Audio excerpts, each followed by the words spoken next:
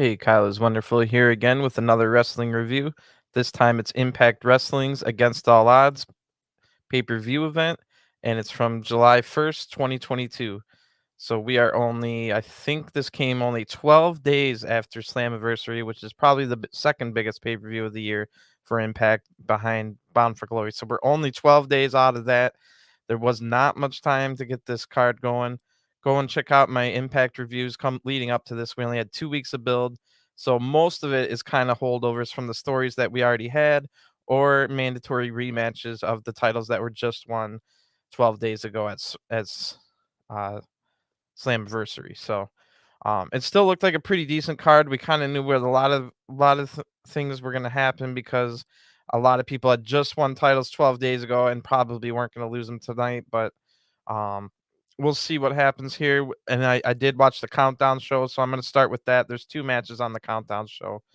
Um, the count the countdown show starts with the announcers running down the card. The crowd seems fairly loud, and looks like we. And yeah, they were. This was a good crowd all night. It was taped in center stage in Atlanta, back where they used to have like I used to I used to watch WCW Saturday Night there, where they had the revolving ring on like the circular pads on the outside with flames on them. So if you've ever seen that, this is the exact same stadium where that, or I mean like studio where those were, small studio, like TV studio. Anyway, we start off tonight with a pretty good match. It's Laredo Kid coming out, the big cheers. The crowd's definitely hyped. And the lights go out. The K's music hits. It's going to be accompanied by Crazy Steve, Black Taurus. So this match should be great. Triple Mania worthy almost over in Mexico. Um, but here it is on Impact's pre-show. And then I write down, does the K probably have some of the most iconic music in TNA history at this point? Putting them up there with like AJ Styles and stuff like that. Samoa Joe. I mean, the Decay music's been around for a while now. Taurus has the size advantage, and surely Laredo has the agility and speed advantage. So this should be a good one. And these two actually fought in May on BTI, which I have not been watching BTI. I might start though for my Impact reviews. And Laredo won that one on BTI. BTI standing for Before the Impact. And they also have fought many times in other promotions, we're told. And we get a bunch of moves here that show that Taurus is indeed stronger, but Laredo is indeed quicker. So they established that fact if you didn't already know right away. Taurus gets a big chant. Laredo then goes for a tombstone. Taurus reverses it, and instead of hitting a tombstone of his own, he hits a lung blower out of that move. Really cool. Laredo then dodges again, but eats a Taurus uppercut right after. Laredo then shows off his good striking, but Taurus hits a sling blade to get out of that strikes. Then both men are down. The crowd's chanting for Taurus a little bit more than Laredo.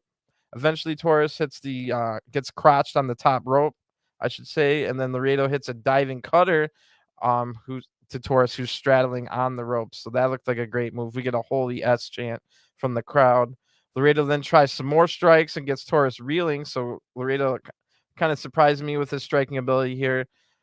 Taurus easily gets Laredo up for a torture rack, but then Laredo reverses that into a nasty looking snap crucifix bomb, one of the maneuvers of the match. Laredo then hits a springboard to Taurus, but Taurus hits a really nasty as well headbutt with his horns on his mask. So good looking stuff here. Great spot. And how are these guys on BT and the countdown shows instead of like being featured more often? Anyway, Laredo hits a big moonsault to the outside on Taurus. We get another holy S chant. This is the first match on the pre-show. So, wow. Laredo goes for another moonsault, but Taurus gets the knees up to block it. Then Taurus hits the nice Samoan drop, as Marky D would say. Um, he's not really a big guy or a Samoan, so he wouldn't be a fan of that. Laredo then looks for a Spanish fly off the top, but Taurus hits a big cradle slam off the top. And then Taurus immediately hits a power bomb for the 1-2-3. Great match, even better than I thought, and I thought it was going to be great to begin with. And at one point, I thought Crazy Steve was Raven. Since Raven was going to be here, I have Raven on the mind because Raven will be here for the Clockwork Orange House of Fun match between Moose and Sammy Callahan later, and Raven actually ends up doing commentary for that. So then after that match, we get a recap video of Josh Alexander's feud with Violent by Design. He'll be in the main event against Joe, undefeated in Impact Joe Doring. Uh, later tonight for the Impact World Title. So that was the main event. I just finished watching that one. Was a pretty good match. The second pre-show match here is the dot combat match for the Digital Media Championship, and Brian Myers, Amazing Music Hits. He's going to be the challenger. He comes out the big boos. If you remember, Brian Myers had the substitute for his friend Matt Cardona, who got injured, and that was I think the pre-show of Slammiversary. So Brian says Rich Swann doesn't even have a digital media presence, like no Twitter page or anything like that. So Swann shouldn't be champion. He's got a point. The announcers try to say, "Oh, but other people post things about Swann on social media." Yeah, get out of here. Rich Swann out the big cheers. He dances his way to the ring with the title. Myers wants to get the belt back for Cardona.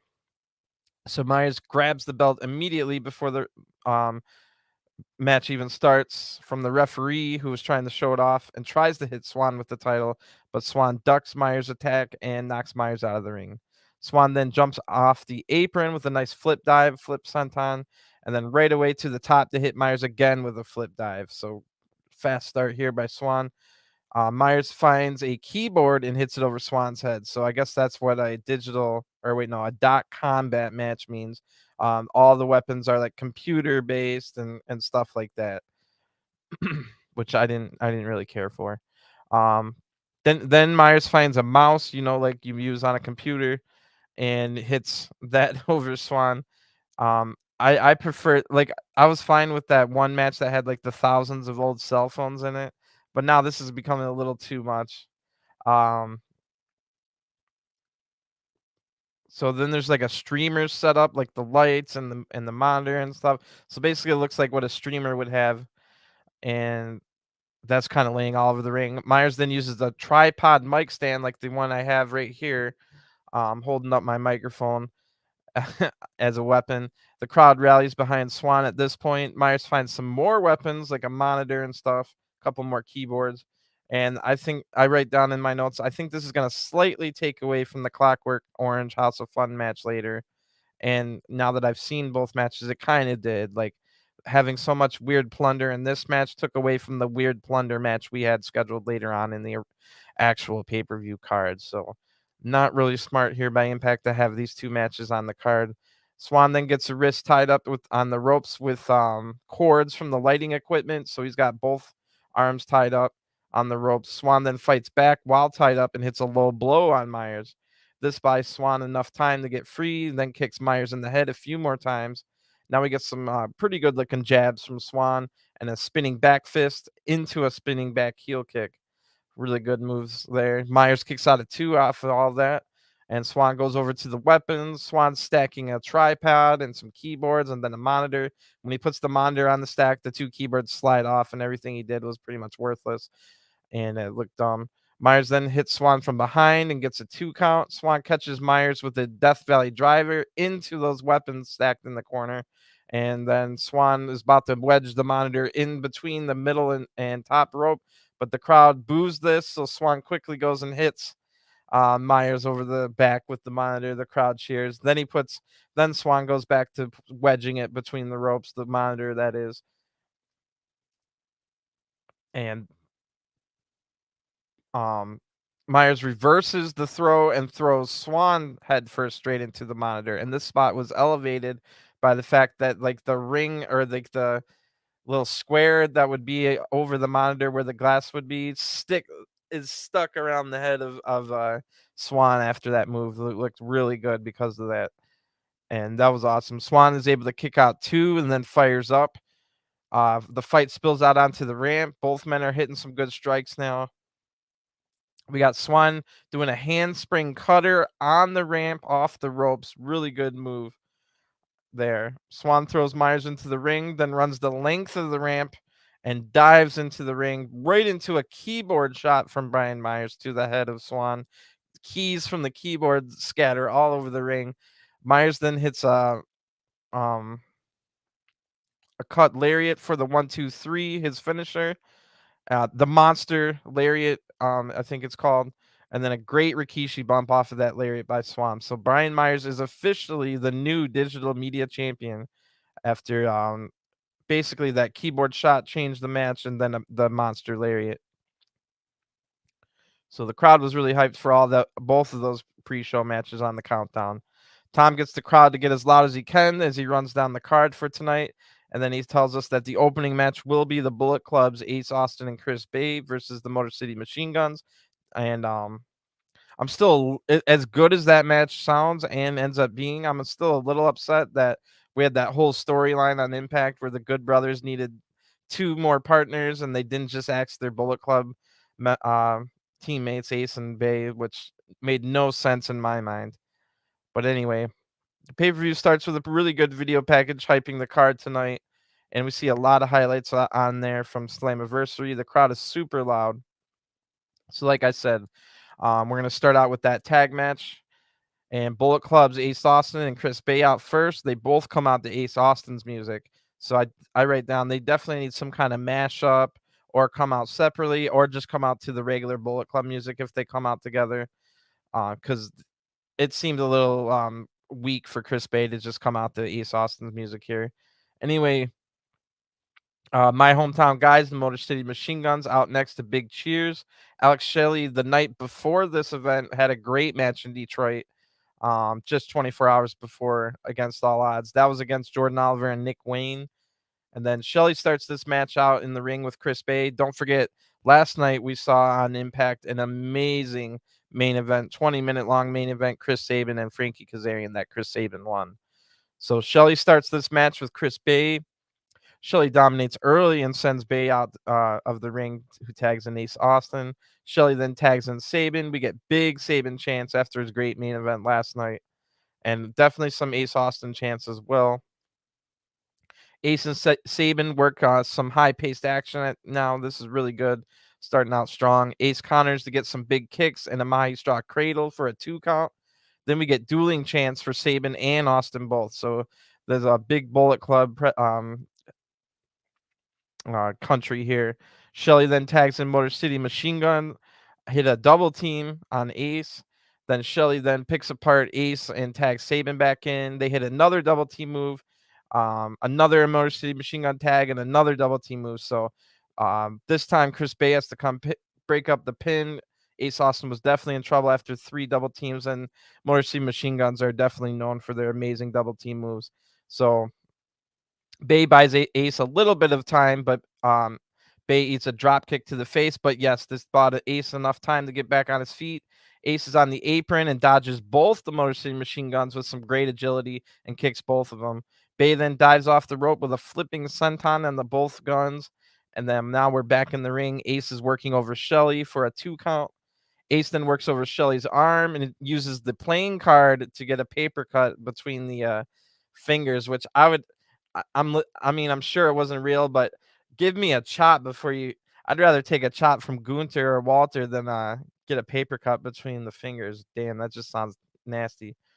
But anyway, Chris Bay then does an exaggerated back rake, not nearly as cool as El Phantasmo's or Matt Jackson's. But then Ace Austin does a flipping back rake that was way better. So pretty cool there. I like those spots because it was always a running. The reason those spots are a thing is because like I'm the same age as like the Young Bucks and stuff. That was always a running joke that we had between our friends. Like it wasn't before the internet was a thing and we still had friends that watched wrestling. We would always joke like, oh, we don't see enough back rakes anymore, like in wrestling and stuff like that. That's where like the exaggerated flipping 3-time flips, cartwheel back rakes came from. If you weren't quite sure where like why is that even supposed to be funny kind of thing. Because for years people were like, we don't get enough back rakes in wrestling anymore. Anyway, Chris Bay now tags in and Shelley gets isolated or is isolated. The crowd just rallying behind Shelley now. Shelley tries to tag out, but Bay pulls Sabin off the apron. So Shelley is still stuck in there. Ace then tags in and Shelley hits a Saito suplex. And it looks like he's about to finally tag out, but Chris Bay again pulls Sabin off the apron. So Shelley is stuck in the ring. Ace and Bay hit a couple double team moves for a 2 count. Announcers keep trying to put over the fact that, it seems like Ace and Chris Bay are like the modern day or the new version of the Motor City Machine Guns with all their double team moves. They were definitely it's not a stretch, but they were like pushing that way too hard for it to be like let something like that just happen organically, and don't tell us that Ace Austin and Chris Bay are the next Motor City Machine Gun, because then people are going to resent them. Anyway, Shelly gets the Bullet Club members to accidentally hit each other now, and this allows Sabin to finally get the hot tag. Sabin dodges a spear, and again the Bullet Club members hit each other. Sabin stacks both into the corner and hits 2 kicks. Ace then rolls out of the ring, but Bay is the legal man and gets a fisherman's suplex. Tom is then talking about Sabin is arguably the best pro wrestler alive. That one's a stretch. I'm not going to say Sabin's crap, but there's no way he's the best pro wrestler alive. And when you say it like that, you're saying like, um, I don't know, all the people in their prime, like Ric Flair in his prime and stuff like that. So, yeah, I'm not. Again, they're kind of like not letting things happen organically. Anyway, Motor City Machine Guns. Well, all 4 men are in the ring. They put Bay on Ace's shoulders, and it's hard to describe, but they hit a double drop or like a drop kick that turned into a double flatliner. Shelly did a flatliner to the man on the shoulders, and then the man on the shoulders like put the face of the other guy into the mat. It looked better than I can describe it. Shelly then goes out of the ring. Bullet Club double team Sabin for a 2 count. So they're fighting right back. Chris Bay tags an Ace, but they don't go for the double team. And Ace hits a move and tags Bay back in. Bay misses a top rope splash. Shelly back in. Doomsday device by the Motor City Machine Guns. And Sabin hits the cradle shock on Chris Bay. I thought it was over, but Ace Austin comes in to break it up. We get a double team on Ace now. The crowd's going wild. A double team on Chris Bay, like that move where they almost like a double power bomb, like flip power bomb type thing. Just a big double slam almost too. But the Motor City Machine Guns win on that move. 1, 2, 3. Great match. One of the matches of the night, and it's the opener. So if you count the pre-show, we've had 2 amazing X Division matches already. One in a tag and one in the singles. It almost brings up the question, maybe it's time for X Division tag titles. Anybody want that idea or no? Too many titles as it is in wrestling.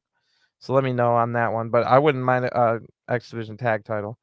The announcers then run down the card again, and I never understood how you run down a card while you're already on it. Like, we already bought this stupid show. Like, quit telling us what's coming up and just give us like entertaining things. Anyway, in the back, Gia has America's Most Wanted, the Good Brothers, and Heath Slater. And this is going to be the first time in 15 years that America's Most Wanted is going to have a match together on Impact. Carl Anderson's hyping everyone up. So does Doc Gallows. And again, I must ask, why are we selling matches for an event we already got? Because it's basically them trying to tell us how important this match is or whatever. Like, we already bought the show. Storm then says him and Harris came into this company together and will leave together, just like he said on Impact. Harris then says there's a little something left in me, and we find the defendants guilty, which is part of their music. So good stuff here, other than they keep trying to sell me for a pay-per-view I already bought. Great throwback to the original TNA, though. I like it, but I don't want to see Harris in the ring. He doesn't look like he should be in the ring. I think he's had health problems and stuff. So it's just one of those things where you're not even that excited to see him because you don't want him to get hurt kind of deal. Anyway, we get a hype video for the Mickie James and Mia Yim teaming up to fight Deonna Purrazzo and Chelsea Green. They did a good job of explaining the story, but I don't really like the story myself. I don't find myself rooting for Mickie James whatsoever. Mickie acts just like as much of a heel as Deonna and Chelsea, in my opinion. So there's really no reason for me to want to like cheer Mickie. And wow, so the Bullet Club can't get mashup themes, but a thrown together tag team, Mia Yim and Mickie James, gets a mashup theme here. So that's crap. And then plus we don't even get to see Mia's amazing entrance. Mia's coming out wearing a cowgirl outfit. So 12 days apart from Slammiversary and Against All Odds, and somebody else is wearing a cowgirl outfit alongside Mickie. I don't know what's going on. Anyway, Chelsea and Deonna now out looking very confident. They said on Impact that their teamwork will overcome anything Mia and Mickie has. So you can kind of guess how this match is going to go based off of them saying that. Ref has to stop all 4 women from fighting before the bell even rings. Then Chelsea and Deonna turn to leave the ring, but turn right back and cheap shot both Mia and Mickey. The bell still hasn't rang, but Mia and Mickey send the other two out of the ring. Mia then throws Deanna into the ring, and the bell finally rings. So we're underway here. Deanna tags in, and Chelsea pulls Mia's hair from behind to get them the advantage. Tom mentions that Deanna and Chelsea have been teaming in multiple promotions. Meanwhile, this is Mickey and Mia's first time teaming together, so they're really hammering home the story here, and you know it's going to happen because of it. Deanna and Chelsea worked quick tags to isolate Mia with some good double teams. Mia then hits a drop kick that takes out both women at the same time. Mickey gets the hot tag, takes out both women herself. Then Mickey hits the Thesz press and multiple lariats, but Chelsea's able to run in and take out Mickey James. So good teamwork again by the heels. Mia runs in to help, but gets taken out. A double team on Mickey for a 2 count. Now the crowd rallies behind Mickey, who's now in a submission hold. So Deanna throws Mickey down by the hair, then cheap shots on me. Then Deanna cheap shots Mia on the apron, knocking her off the apron so she can't tag in. Mickey kicks out at 2 after all this. Chelsea's now in. Chelsea with a cocky cover actually gets reversed for a 2 count by Mickey James. And Chelsea quickly shuts down the Mickey comeback with a lariat. Chelsea's now mockingly putting Mickey's arm like, oh, make the tag, make the tag. I always like that spot.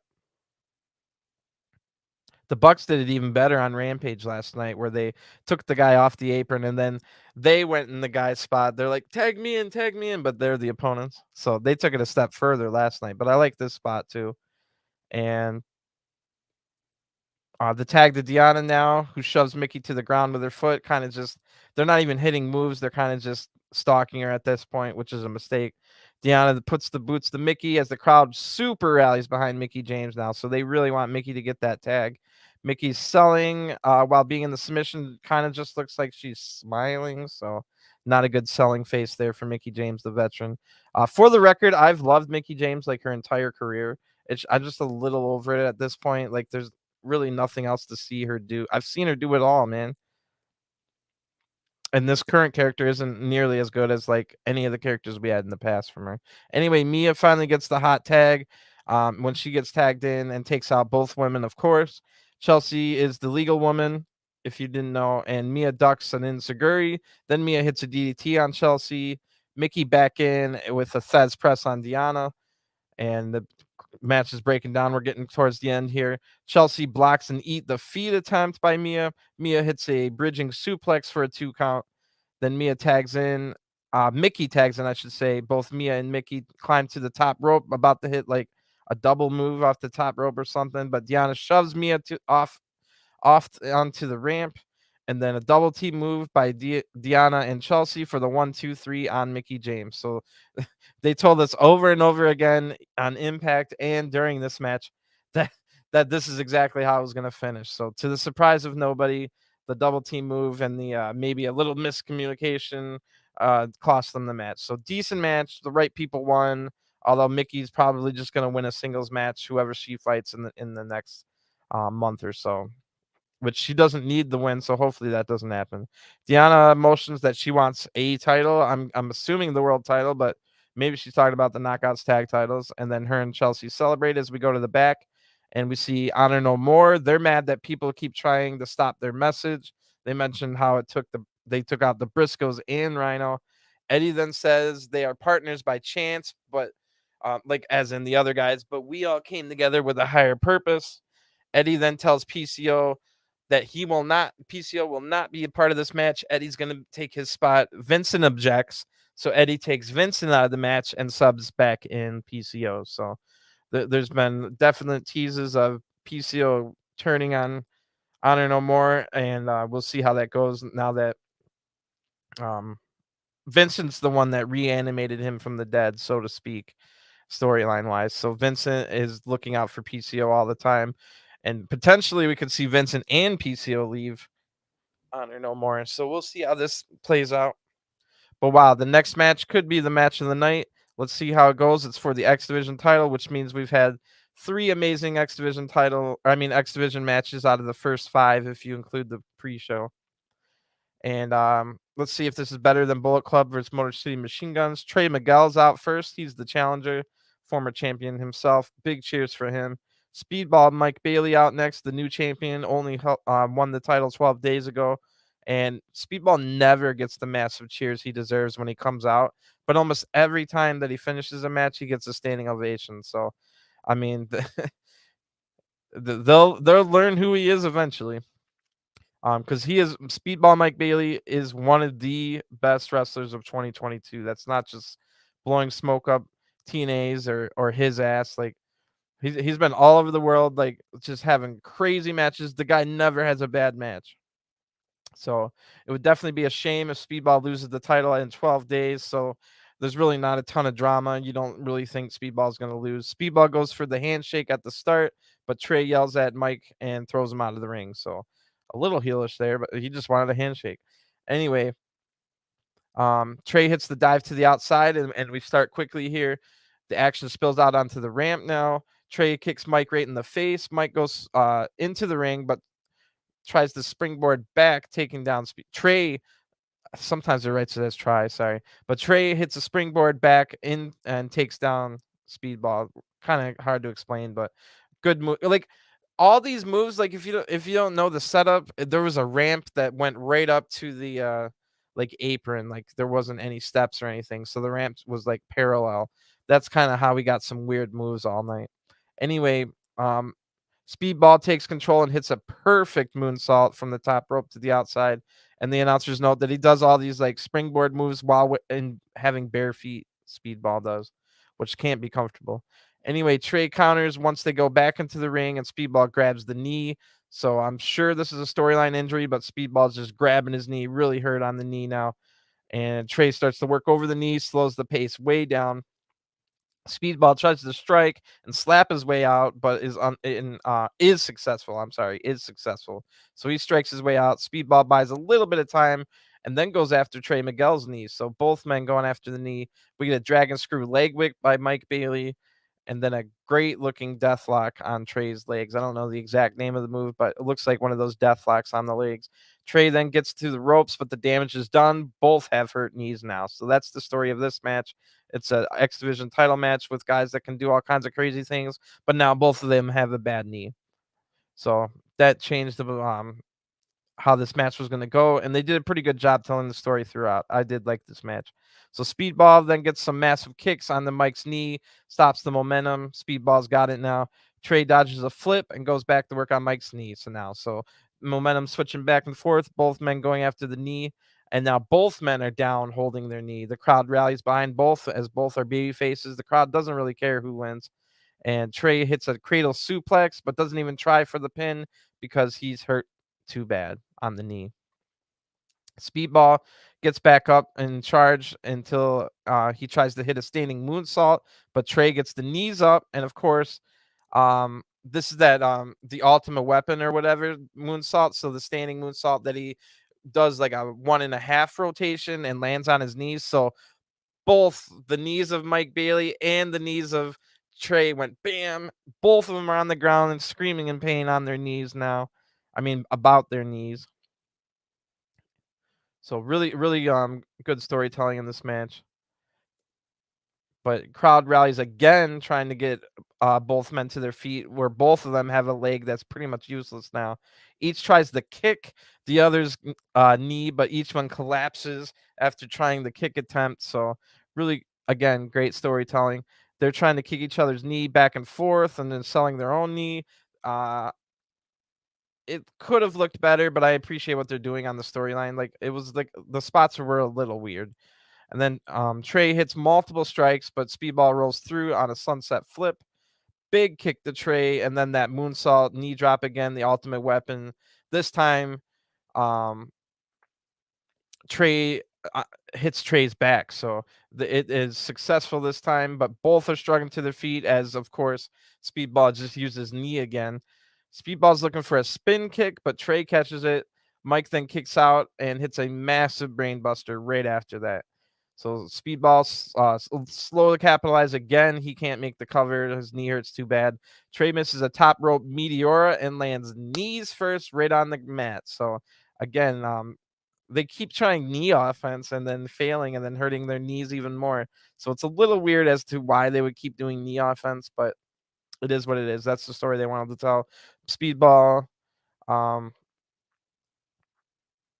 Speedball then gets on the apron, hits a Hurricanrana on the outside, and I think Trey did that to Speedball. So Trey then leaps over the top rope and fluidly hit that Hurricanrana. So yeah, it was like Speedball on the apron. Trey leaps right over the rope and just in one fluid motion hits the Hurricanrana to the outside. Looked amazing. Trey goes back up, but Speedball kicks the knees and then lifts Trey off the ropes. So we're up on the ropes now, and we get with one arm, Speedball carries Trey Miguel to the middle of the ring and hits his flamingo driver finisher for the win. That move looked insane. What a match! Really, really good match.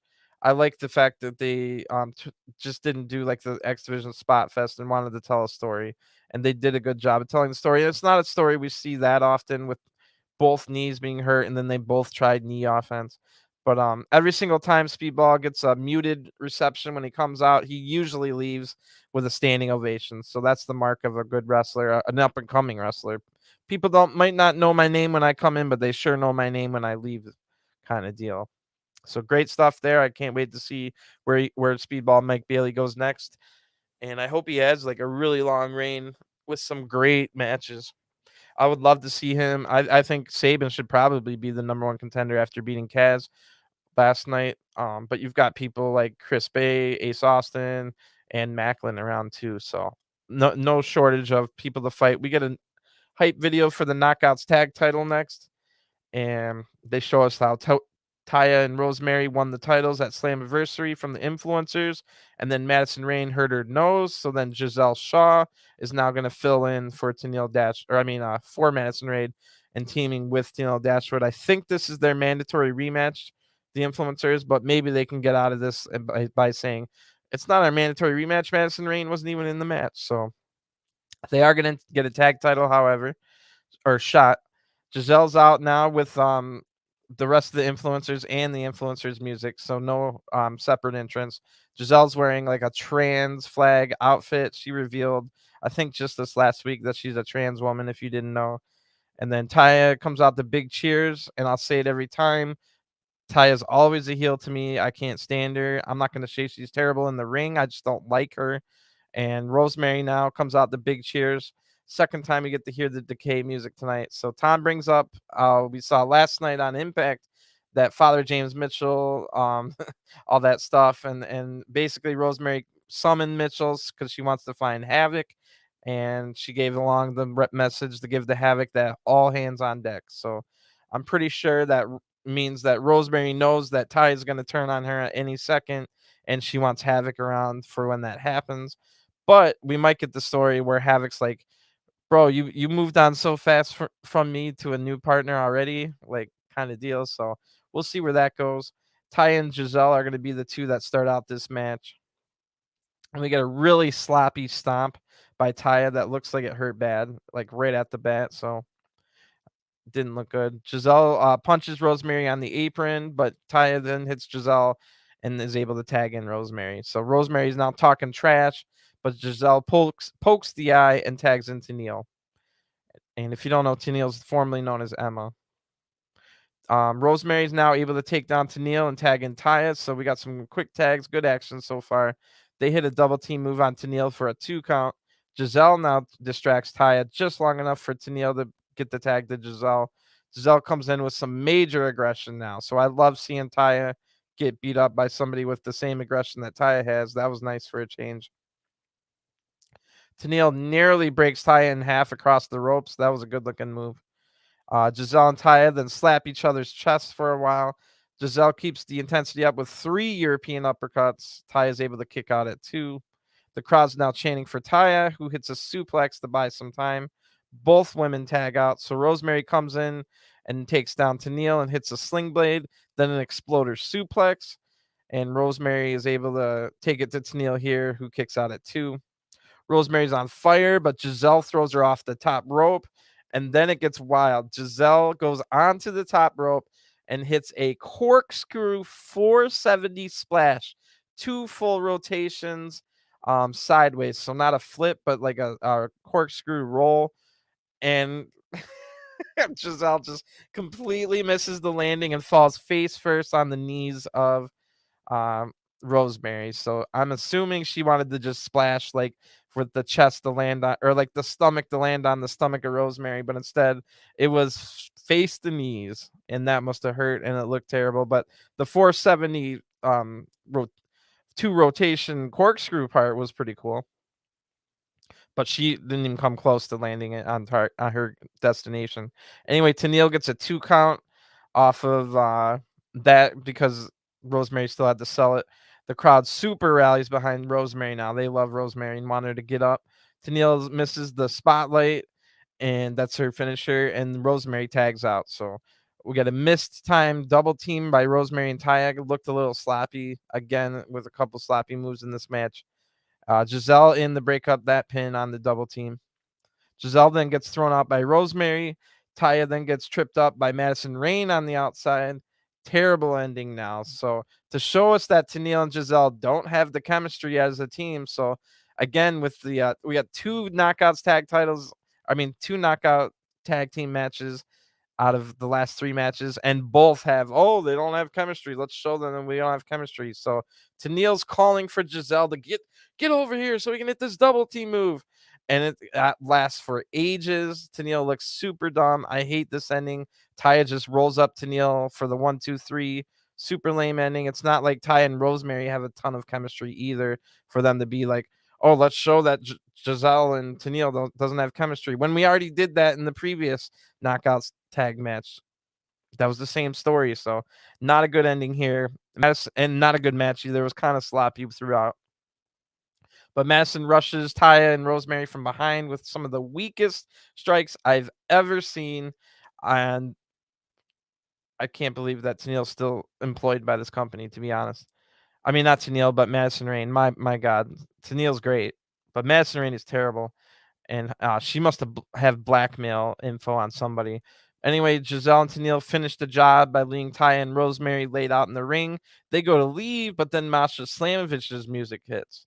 So Masha comes out, and then the same way she handed Alicia Edwards an envelope, she hands an envelope to not Giselle, who you would have thought, but she hands it to Tennille. So inside of the envelope is a picture of Tennille. Tennille rips it up and runs away scared and kind of mad. So it looks like they brought Giselle in to help them get the tag titles back, but by bringing Giselle in, you might feel the wrath of Masha Slamovich because of it. So they're probably going to try and distance themselves from Giselle, although it's probably going to be too late. Now in the back, Gia congratulates Speedball Mike Bailey on retaining the X Division title and asks him what's next. So Speedball says, well, Trey was the champ when I got here, and he's also the only one to beat me in Impact. So tonight he fought his heart out, and that's exactly what I want. I want to fight the best. Starting this week on Impact, I want to fight the best and defend the title. So, like I said, there's no shortage of people for Speedball to fight. So that's pretty cool that he's going to be a fighting champion. I hope he has like 15 title defenses before losing the title or something crazy like that. And I'm guessing maybe Chris Bay or Ace Austin will be confronting him soon. But I already named off a few other people like Macklin and Chris Sabin might be the next challenger as well. So we'll have to see where that goes. We get a recap of Honor No More losing to the TNA Originals at Slammiversary, and then it shows how this 10-man tag got set up. So including taking out the Briscoes and Harris and Heath taking the Briscoes' place. So we get the whole hype video here for this match, and that match is next. Honor No More with their pretty good music comes out, and they all come out together, even Vincent and Maria, who aren't even in the match. The crowd's chanting PCO at this point. And I write down who's going to turn on their team first, PCO or Chris Harris, because that looks to be the story here. So let's see how this goes. Good Brothers out. Gals is swinging the Impact title as if it's his dick. A little awkward. Anderson now wearing the Never Open Weight title as well. So I like that he's got the 2 belts on. That's from New Japan. He beat Tama Tonga for the title. Heath out next. Much less cheers than everybody else in the match. Poor Heath. America's Most Wanted music hits, and I feel like it's a remix of the original theme. I don't think it's the exact original theme, and it's not nearly as good. So a little disappointed on that, but still good to see them here. And here's a wild stat. Nobody Not the Midnight Express, not the Rock and Roll Express. Nobody has held the NWA tag titles more times than America's Most Wanted. They're 16-time or 16, six-time champs, which I mean, a lot of people would say, yeah, but those NWA titles were basically just Impact titles with the NWA name attached, and I would agree with them. But still, a stat is a stat. Anyway, Kenny King, Mike Bennett, PCO, Matt Taven, and Eddie Edwards are going to be in the match for Honor No More. And then for the other side, it's James Storm, Chris Harris, Doc Gallows, Carl Anderson, and Heath. And the crowd's chanting big time for PCO again. So only a matter of time before PCO turns fully face, in my opinion. Anderson and Eddie are going to start out this match.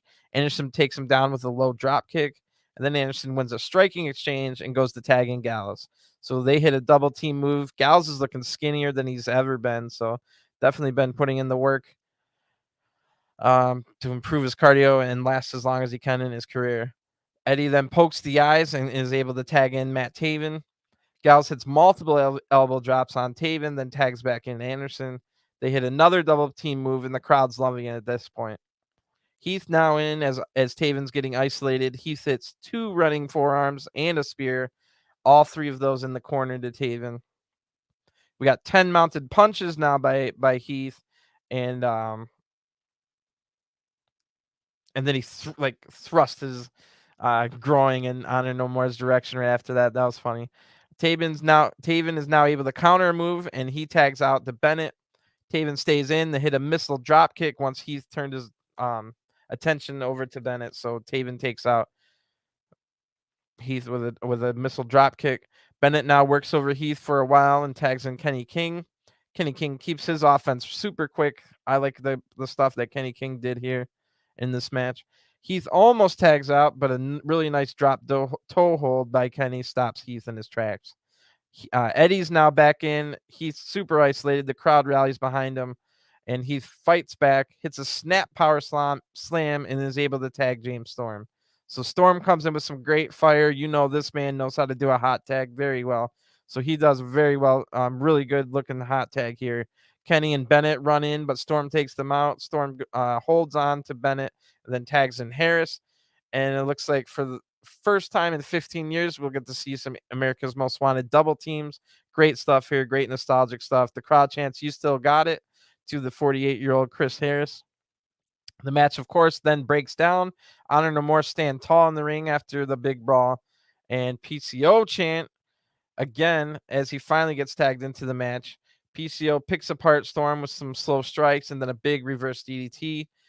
And PCO gets up on the middle rope to hit a move, but Taven tags in from behind. PCO gets down and looks annoyed. Taven misses the Aurora Borealis frog splash right after that, and PCO tags back in. So they all take PCO takes all the other guys from the other team off the apron, and then PCO PCO is about to dive into all of them, but again, a blind tag. Just wait for the next one though. Then Eddie comes in, so Eddie was the one that blind tagged. The entire crowd's chanting, "You suck" at this point. Storm and Eddie then take each other out, but Eddie tags out first. All of Honor No More clear the apron again, so just everybody's chilling on the outside, and Storm is in the ring, though, in trouble. Kenny King is the legal man. Storm dodges a spinning heel kick and hits a backstabber. Now Harris is the only man up on the apron. Harris tags in and takes it to Kenny, and then all of Honor No More eat a Harris punch. Harris now with a stalling suplex, but Honor No More breaks up the pin. Now we've got 4 spine busters in a row. One by Honor No More, one by the faces, one by Honor No More, one by the faces. Looked really cool. And Harris tags Storm in, but then Harris goes to the top rope, and they're about to hit the death sentence, the America's Most Wanted finisher, but it is broken up, and Honor No More stop it from happening. We get a gun stun by Anderson in the ring, a cutter, and then a pump handle slam by Gallows. PCO takes them both out, but then eats a DDT from Storm. We get a capybara kick from Kenny King that looked great. Kenny then yells at PCO for "Do the PCO salt, do the PCO salt," and then I don't even know what happens next. I don't know if this was on purpose or a botch, but PCO goes up to the top rope and he kind of looks like he's going to hit Storm, who's in the ring by himself. But then PCO turns to, there's about 7 people on the outside. And as PCO's turning, he pretty much just falls right off the top rope, hits the ropes on the way down, hits the apron, falls onto the feet of some of the people who fall on the floor who were there to catch him, but then he just runs into their feet. It was really awkward, really botched. And Storm just gets up in the ring. He goes on to the next, the veteran just goes on to the next spot, and he gets a super kick on Kenny King. Harris now goes to the top rope, hits the death sentence for the win. 1, 2, 3. The Honor No More lose again. And what the heck was that ending, bro? PCO just falls. Was that supposed to happen? Was that legitimately what they wrote the ending to be, or was that a botch? I have no idea. But either way, it's not good. Another like decent match ruined by like a really bad ending here. So what's up with the terrible endings tonight?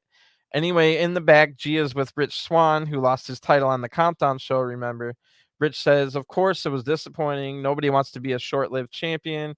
And then Mahabali Shira and his friend walk in, and they say, "You've embarrassed me um, in that loss on BTI, and now we'll embarrass you."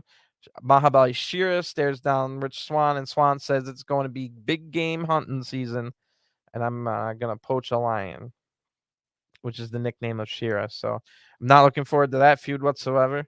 We get a Raven video package now, and it was the same one we saw on Impact, but man, I love this Raven video package so much. It looked like he just had so much fun.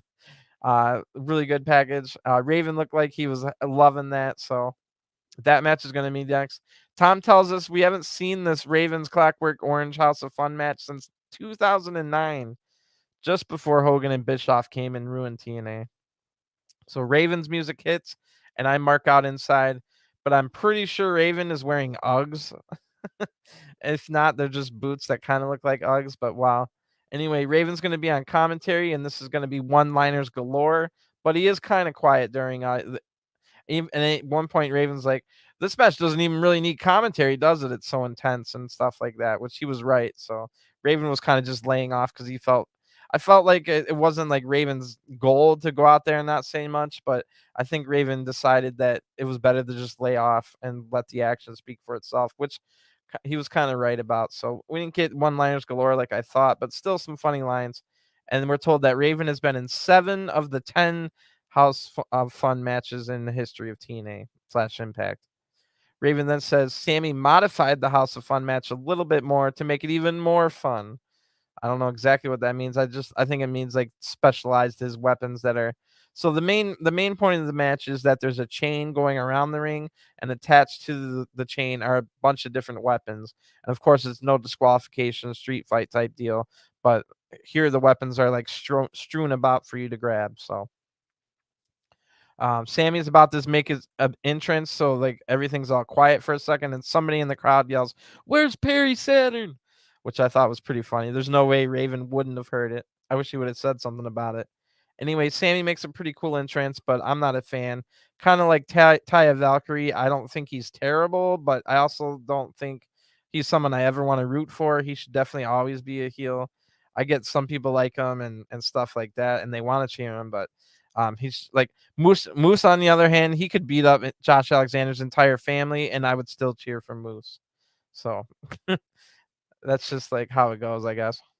Everybody's got their own individual feelings about stuff like that. So Moose tricks Sammy into doing the during the Moose entrance. Remember last time Sammy tricked Moose during Moose's entrance. So this time Sammy thought Moose was gonna come out on the ramp, but Moose is already in the ring. Big spear to Sammy to start the match, and it spills outside of the ring immediately. So Moose grabs a table and leans it up over the between the barricade and the ring apron. And Moose looks to Uranagi Sammy through that table, but Sammy elbows out of the situation and throws a chair into Moose's face. Moose fires back up and knocks Sammy down with one big punch. Moose is wearing like street clothes. He's got like a hoodie and sweatpants on. So he's covering his whole body here. That's smart in a weapons match. The weapons are around the ring on a chain, like I said. Moose takes charge.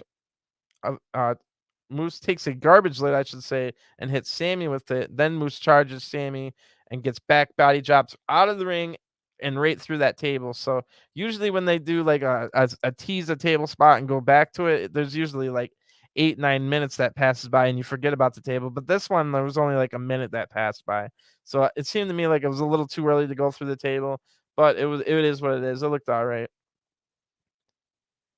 We see Then we're told that, like, right in front of that table where Moose went through, we've got some of Moose's Atlanta Falcons teammates from the past, including legendary defensive player Jonathan Abram. So that was pretty cool to see.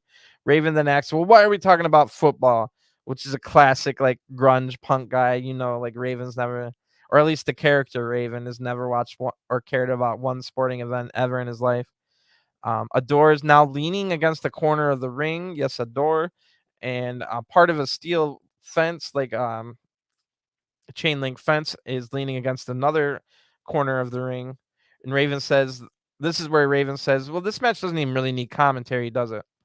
They all speak for everything speaks for itself," he says. So Moose gets hit into the door a few times on the head. Um, but Moose counters this and gets low blowed by Sammy. So Sammy takes control again, hits a Death Valley driver through the chain link fence that was leaning on the corner onto Moose.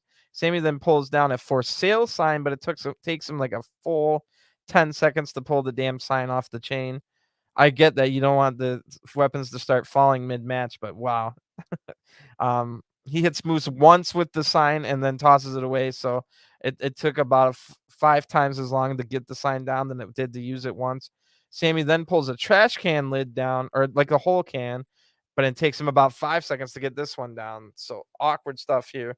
Sammy then tries to put Moose face first into the can, but apparently in the can, Moose finds a glass bottle, smashes the glass bottle over Sammy's head. And Raven says, "Oh, I think I just found a little bit of respect for Moose after that move."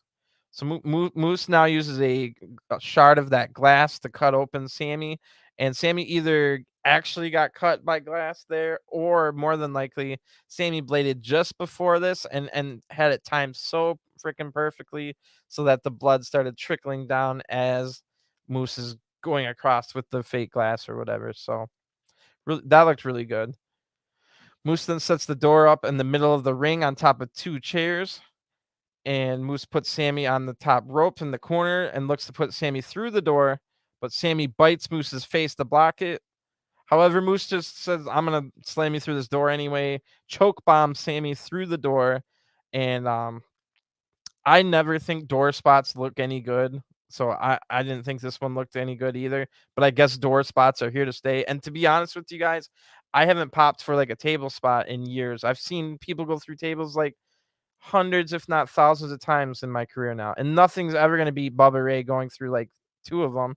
And then if you really want to say nothing's going to beat it, nothing's going to beat Vic Grimes getting thrown off the top of a scaffold by New Jack and like missing like 1,000 tables on his way down. But still, like, I'm never gonna, like, I don't understand these crowds that go crazy over table spots.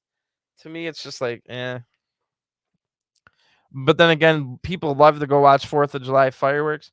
I've seen fireworks. I know exactly what they look like. I can picture what fireworks look and sound like in my brain by closing my eyes. Why would I want to go sit and watch them out? Like, I've already seen it a million times. And you could say the same thing about almost anything, but that's why, like, some of these matches that are so formulaic, I find boring. And if they do anything a little bit outside the box, I'm into that match. So anyway, let's get back to this match. I'll get off my soapbox.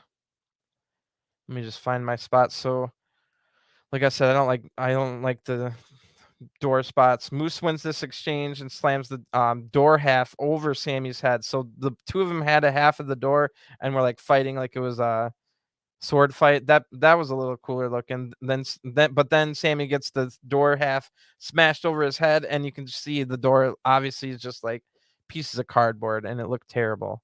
Like, I get you don't want people to actually get hurt and actually get concussions, but if you can't make a weapon shot look real, then don't even do it.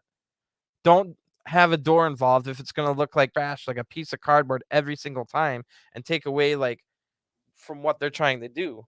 they're probably really getting hurt on other moves that they're doing throughout this match. But then you've got stupid cardboard doors and stuff that just kind of makes everything look fake at that point. So none of it looks good in my opinion.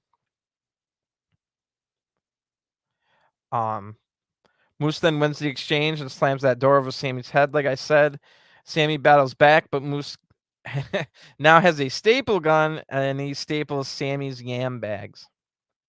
And there's two chairs side by side right underneath where Moose and Sammy are on top of the rope. So you know what's coming next. Moose staples Sammy's head, but Sammy throws Moose through those chairs. And that spot always looks good because the steel chairs like always implode and they're like bent backwards. That one legitimately always looks good, but I bet that hurts like a son of a. Sammy then with the staple gun to Moose's yam bag. So we've got double yam bag staplings in this match. Sammy's licking the staple gun, and we get a "You sick F" chant. Moose now complains to the ref about the yam bag shot, even though he did it earlier. And Raven not only calls him a sissy, but a puss. And that was pretty funny. That was the lines of the night by Raven on the commentary. They now find a cardboard box each. They each find a cardboard box and open it. Moose's box had Lego pieces in it, and he dumps them all over the mat. And we get a Lego chant from the crowd. Didn't think we'd be getting a Lego chant tonight. Inside of Sammy's box, he's got broken glass, and he dumps them all over the mat as well. Moose then hits a big pump kick and almost slips on the Lego pieces. So not only did Moose almost fall flat on his face on that pump kick, he could have torn an ACL or anything. So thankfully he didn't. But wow, that looked close. Like completely slips big time on his planting leg while doing a pump kick because there's damn Lego pieces all over the ring. Anyway, Sammy just kind of no sells the pump kick and hits a Cactus Driver 97 pile driver into the Lego pieces. Moose somehow kicks out at 2. The crowd's chanting, "This is awesome." Sammy's now cutting his own head with the glass, but no blood or markings happen from it. So again, stop doing this stuff that just makes everything look super freaking fake. Like the spot earlier with the blood looked amazing. You timed it perfectly. Now you're doing it again where there's clearly no marking. Like, I don't get it. Sammy then pulls a barbed wire bat off of the weapon chain, the chain that has all the weapons. And I guess just before that, I missed another Cactus Driver 97, this time into the glass shards. So after that, now the barbed wire bat gets pulled down, and before Sammy can use it, this part's funny. A big cameraman with a mask walks into the ring. He has set the camera down, and then he's made to look exactly like the big cameraman in AEW. That there was a bunch of rumors that cameraman was Claudio Castagnoli. And then when Claudio Castagnoli made his debut last Sunday at Forbidden Door, he went up and posed right next to that big cameraman. So here's this cameraman takes his mask off to reveal it's Macklin. The crowd boos. Macklin hits Sammy with the barbed wire bat and almost slips himself on the Lego pieces. Those damn Lego pieces nearly ending careers in this match. Macklin leaves, and it probably would have been amazing if he slipped on the Lego pieces on his one move that he was going to do. He got one job, and he almost slipped and fell on his face because of Lego pieces. Anyway, Moose hits the spear for the 1-2-3 right after that, and the crowd is mad. It was a decent match. Not my kind of match, though.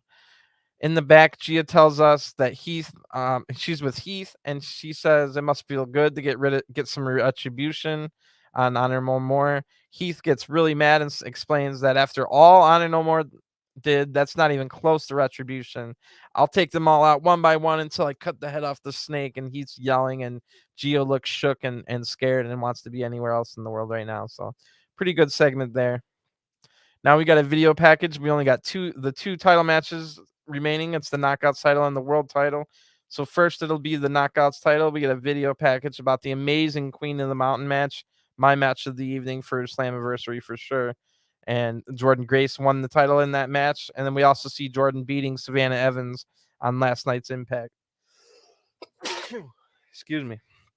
Jordan better win this match is all I wrote. So Tasha Steelz is out first.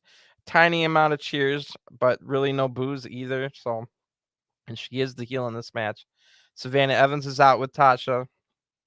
And really, I understand why they've given Tasha this little push, especially after like Kara Hogan left and were they had Tasha and they wanted to like do something with her. They gave her Savannah Evans, they gave her the title, but I just don't see anything special in Tasha, even after like this title reign and all that, and the extra promos and longer matches. Like to me, Tasha Steelz is an average wrestler, average at promos, has an average character and an average look. So, um, like Jordan isn't great at her promos either, but she looks like a freaking star. She looks like she could beat up people, unlike Tasha. Doesn't look like she could beat up anybody.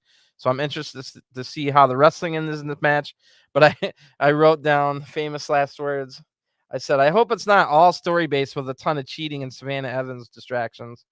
And right on cue, we get a chop block before the bell can even ring on Tasha by Tasha on Jordan. Tasha goes after the hurt knee as the bell rings, and yes, it's going to be a storyline based upon a hurt knee, and it's going to feature tons of cheating. Exactly what I figured. Exactly the formulaic thing to do. Lazy booking, and it turned out to be a really freaking boring match because it. I could have literally typed out this entire match. I might have got some of the order wrong, but I could have typed out this match without watching it, and I would have gotten 95% of what happens right.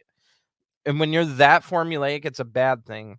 I'm sure there things are formulaic. Things become formulaic because they work and because it's things that work. But then you kind of have to you can't be super formulaic all the freaking time. And I just knew that this was going to be exactly what we got. So this match kind of sucked. Um, Tasha goes after the knee some more as the bell rings. And why does every woman's selling face when they're like selling, just make it look like they're about to break down and cry full force? That's just a little note. But like I said, I'm already agitated because this is going exactly how I didn't want it to go. Jordan slams down Tasha, takes control with some slow offense. Tasha oversells an elbow to the face so that the ref comes and checks on her. That's Savannah Evans' cue to take out Jordan from behind. Yawn. Of course, they went to this boring formulaic route. Tasha then works over the knee even more, and this is the exact match I didn't want. Tasha gets cheered despite cheating. Tasha then hits some really weak strikes. Jordan sells her knee well, however. Jordan, like when she's hobbling around or trying to hit moves, makes sure to sell her knee. Unlike a lot of people, they'll sell it, but as soon as it's time for them to get some offense in, oh, they're magically healed and they can hit all their moves just as good as usual. But Jordan Grace does a great job of selling her knee throughout this match, even when she's on offense. So props to Jordan Grace on that. Jordan uses her knee to Tasha's face. This buys Jordan a breather, but damaged her already hurt knee even more. So Jordan gets Tasha down by hitting her with her knee, but um then isn't able to capitalize on it. We get a striking exchange that lasts way too long because Jordan should destroy Tasha in any striking exchange right away. Jordan uses her power to eventually slam Tasha and hits a spinning back fist, and we get a torture rack slam right after that for a 2 count by Jordan. Some good moves there by Jordan Grace. Jordan's in charge now until going for double knees into the corner. So again, just like the Speedball Mike Bailey and Trey Miguel match, where they both sold knee injuries, but kept using their knee as offense. We get that again here. Jordan using her knee as offense, which was already hurt, and I don't understand why they would have this on why they would do that when one of the other matches on the card was heavily into that same exact story. Anyway, Jordan is in charge until going for the knees in the corner, like I said. Speedball did the same thing. I already said that. Bulldog off the rope now by Tasha, turns it around. And Grace blocks a code red, but Tasha is able to take her down with a low drop kick to the knee. Sliced bread hit by Tasha now, and a single leg crab has Jordan reeling. Jordan's able to eventually counter it into a sleeper hold. That looked nice. Tasha strikes the knee to get out of it, so she just like bashes the knee with punches or whatever. Jordan hits the muscle buster, but the same one that took Savannah Evans out last night. But Savannah Evans, of course, distracts Jordan before she can make the pin. Tasha hits a cutter after all the distracting for a 2 count. Tasha then puts the boots to Jordan and climbs to the top rope. Jordan meets her up there, of course, and I always knew she would. Because this match is formulaic 101. Nothing special about it. It's beyond formulaic. They battle on the top rope, and then um, Jordan tries to hit a superplex. Tasha tries to fight it, but all she did was turn it into a delayed superplex instead. Tasha's able to kick out. Savannah's up on the apron now. Jordan throws Tasha into Savannah, knocking Savannah off the apron. Jordan then hits the Grace driver after a lot of setup, but I mean, I'd rather have a lot of setup than this move go wrong because the margin of error for this driver is very slim. One tiny little slip up, and Tasha breaks her neck, and maybe worse. So it's a nasty, nasty finisher. I don't mind that it takes a little bit of setup to get it done correctly. And Jordan gets the win off of that big move. It looked nasty. It looked great. And I'm assuming Tasha's just fine off of it. But like I'm saying, one little slip up, and that's not just fine. Anyway, Savannah checks on Tasha as the segment ends, and we'll see where Jordan goes from here. Tom then plugs the next the next event, which is August 12th in Chicago, and it is named Emergence. And that's a pretty lame name. We go to a video package for the main event. I think it's the same one that played on the Countdown show. Joe Doring now out with a cowboy hat, fur pimp coat combo. And he's flanked by Cody Deaner, who waves the Violent by Design flag around. Still no Eric Young, who's been missing ever since Slammiversary, but that was only 12 days before this, so it's not like he's been missing for months. And I really, really want Joe Doring to win this match, but I'm definitely not going to hold my breath because I know that he's probably not going to. And this actually does have a big match feel, even more so than the Eric Young Josh Alexander fight at Slammiversary for the title. So big match feel here. Joe Doring is a much more believable opponent for the fact that he could actually win over Eric Young. And the crowd is super hyped for this main event. And props to this center stage crowd in Atlanta. They weren't very many of them, but they were loud all freaking night, even despite some of these terrible endings to matches. So this ends up being a pretty good match, a pretty long match. So let's get into it. It's Joe Doring's undefeated streak versus Josh Alexander's Impact World title. The crowd is quiet at the beginning as they know that this is going to be a long, intense match. And there's also a feeling out process by the wrestlers. So the wrestlers and the crowd knows this is going to be a long one. And they're all just feeling it out, letting it develop in the beginning here. Joe hits a nasty elbow shot to the face to get things going. Doring definitely has the size advantage by a good margin. Alexander probably has the technique and agility edge, but where this match will be decided is who's quicker / more explosive. They're kind of one and the same, like quickness and explosiveness.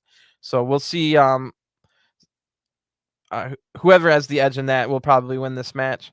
Josh is able to dodge 3 attacks in a row as the match goes in the second gear immediately off the bat here. Josh thinks he has the upper hand, and but Doring lays out Josh with a massive lariat. So great start to this match. It slows down a little bit here now while Doring picks apart Josh with some slow attacks. Josh gets off 3 weak chops, and it's answered by 1 big chop by Doring that sends Josh to the ground. Great looking scoop slam that immediately transitions into an elbow drop by Joe Doring, one of his signature moves, and it looked great, showing great quickness and explosiveness there. So kind of like I was saying, maybe the quickness and explosiveness that goes to Doring, which might get him the win. We'll see. Josh spills out of the ring now, and Deaner's yelling in his face. Doring then follows Josh out there and clubs Josh to the ground multiple times. A lot of clubbing in this match by Doring. Back in the ring now, Josh is about to make a comeback, but Deaner is able to grab the leg of Josh from the outside. So Doring stays in charge. Big boost from the crowd on that one. They don't necessarily hate Doring like a ton, but they don't want any cheating in this match. They just want to watch a straight up match, and I can't blame them. Josh is struggling to ever get to his feet for any length of time so far. Josh blocks a move and hits a leaping knee drop to the back of Doring's head. This gets him a little bit of some time to get back into it, and this actually changed Doring's facial expression for I think the first time in Impact history. It looks like Doring might have been hurt a little bit and changed his normal facial expression. So Josh tries to get some strikes in, but Doring's just shaking it off. He's not down yet. Doring then blocks a suplex, but Josh springs off the ropes, using the ropes of the momentum to then do the suplex. That was a pretty smart move since it was blocked the first time. Then we get one of the biggest moves of the match, huge Northern Lights suplex by Josh. That wakes up the crowd. Josh locks in the ankle lock, but Doring shoves him off 5 seconds after it's locked on. Both men are now fighting on the apron with big chops. A lariat knocks Josh into the ring, so not out of the ring, but back into the ring. Doring climbs the ropes, which is awkward and weird. I've never seen that, but of course, he gets caught on the top by Josh. Josh climbs up there with him and looks for the superplex, but Joe Doring is able to fight it off. Um, but Josh hits it anyway. So then Josh is looking for the C4 spike, but Diener is able to distract Josh. Diener then gets taken out, but Josh gets caught by a Doring and slammed down. Doring looks to end it now, and the crowd's booing big time. Josh blocks a power bomb attempt, but eats a Doring punch instead. So, like I said, a lot of big clubbing, a lot of big strikes by Doring throughout this match, especially anytime he looks to be losing control. Josh hits 3 straight German suplexes on Joe Doring now to turn it around. But Doring gets up before Josh does right after those. So he clubs Josh in the back and knocks him down. Doring then hits a Death Valley driver and maintains wrist control. He's going for the big lariat that follows the Death Valley driver, but Josh gets free. But then a crossbody by Joe Doring almost gets him the win. Joe Doring then hits the DVD, the Death Valley driver again maintains wrist control, and this time hitting the lariat. That is the Chain of Sorrow, one of his signature moves. Josh Alexander kicks out at 2. The crowd's really rallying behind Josh now. They can sense that he's in trouble. Josh counters the Revolution power bomb attempt again for the second time into an ankle lock. So an ankle lock applied. This time it lasts way longer than 5 seconds. And Josh is able to grapevine the leg. And Joe Doring's in the middle of the ring with a grapevine leg and an ankle lock. And what does Joe Doring do? He just simply stands up as if there was nobody on him, and it hits a huge lariat. Josh Alexander kicks out at 2.5. So now Doring's looking for the Revolution bomb for a third time. If he hits it, it's probably over. But Josh counters it into a chop block to Doring's knee. Again, more knee offense on this card. Doring is up before Josh again and hits a lariat, and then another lariat. A third lariat is blocked, but Josh eats a punch to the head. So Josh rolls out and drop kicks the ankle, then hits the C4 spike for the 1-2-3 kind of out of nowhere. Josh didn't even really build up to it. He was just getting his ass kicked, and then hits the C4 spike finisher for the win. So Josh Alexander retains his match in a really tough battle here. Good match. I wish Doring won, but it was a good match. Good way to finish this card. I kind of this card overall was good. I kind of bitched about the endings on some of them, but let's go back to the beginning of this card where, like, if you watch the countdown, you got 3 great X Division matches out of a 5-match span, which is phenomenal. And then this main event was great, and some of the stuff from the women I like, some of the stuff I didn't. We'll see where that goes. Looks like Masha Slamovich versus Tennille is going to be in the future, and we'll see where we go from here. So I don't think there's any events until about 5 weeks from now, August 12th in Chicago. So now we can maybe have a little bit of a reset on the stories. Remember, we were only 12 days away from Slammiversary when Against All Odds happened, so there was no time for fresh stories or anything like that. And we'll see. I mean, the biggest story all of 2022 has been Honor No More. Honor No More has now lost twice in a row these big 10-man tags. What's left for them? Are they going to have one more big 10-man tag, and it's going to be like Josh Alexander and Moose and Sami Callihan all having the team together in one final match, or what? So obviously it looks like PCO is going to leave Honor No More at any point. Maybe Vincent follows him out now that Vincent got benched in this match as well tonight. Or maybe they just kick Eddie Edwards out. So we'll have to see where that goes. Um, but I don't hate Honor No More as much as other people are. I do think that they've been featured a little bit too much, and the story hasn't gone anywhere in a while now. I want to see more of Laredo Kid and Black Taurus. They deserve to be on the actual show, so maybe they can be the ones that fight Speedball and Mike Bailey on Impact next week. We'll have to find out. And hopefully, Josh Alexander's feud with Violent by Design is over with, but maybe now Cody Deaner's going to get a title shot, and then Eric Young will show back up. So, but yeah, anyway, the main story with Violent by Design is the whole Eric Young's missing and Cody Deaner's acting like the leader now. So I'm sure that's the story we'll get going forward. We did get a title change tonight. It was Brian Myers winning the Digital Media Championship in the Countdown pre-show match against Rich Swann. Let me just see if there's anything else of note. I mean, Ace Austin, Chris Bay again, looking amazing. You could almost make an X Division tag title at this point, or just give them the tag titles because they're that good. And if you can get a couple other X Division tag teams, I think it could work.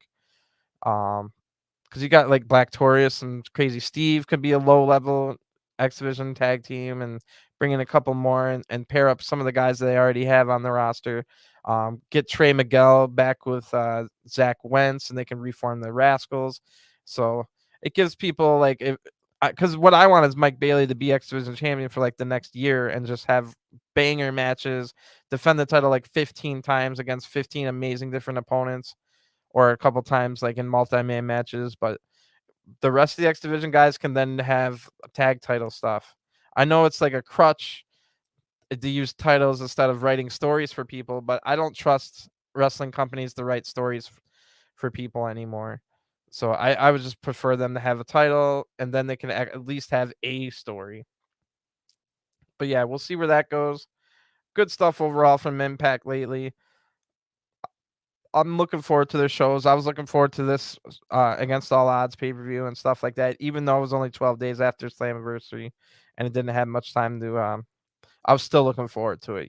So they've got a lot of good stuff going on. Another one of the stories we'll have to keep an eye on is the Knockouts tag titles.